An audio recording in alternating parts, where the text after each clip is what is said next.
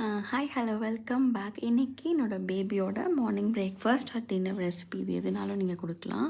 So first வந்துட்டு pressure குக்கரில் key add பண்ணிவிட்டு நான் வந்துட்டு ஓட்ஸ் ஆட் பண்ணியிருக்கேன். நார்மல் ப்ளைன் ஓட்ஸ் ஆட் பண்ணிக்கோங்க. அது கூட நான் கேரட் வந்துட்டு கிரேட் பண்ணி ஆட் பண்ணியிருக்கேன்.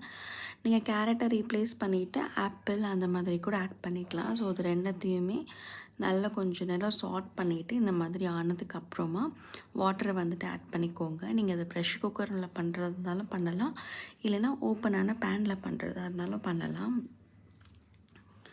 ஸோ ப்ரெஷர் குக்கரில் பண்ணுறதா இருந்துச்சு அப்படின்னா நீங்கள் டேட்ஸை வந்துட்டு அப்படியே ஆட் பண்ணிக்கோங்க.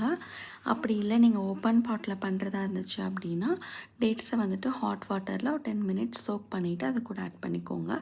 ஸோ சீடெல்லாம் ரிமூவ் பண்ணிவிட்டு நான் வந்துட்டு எனக்கு ட்வின் பேபிஸுங்கிறதுனால 2 டேட்ஸ் ஆட் பண்ணியிருக்கேன். நீங்கள் ஒரு பாப்பா அப்படின்னா ஒரு டேட்ஸ் கூட ஆட் பண்ணிக்கலாம். ஸோ கொஞ்சம் கிராஜுவலாக இன்க்ரீஸ் பண்ணலாம். எடுத்த உடனே நம்ம நிறைய கொடுக்க வேணாம்.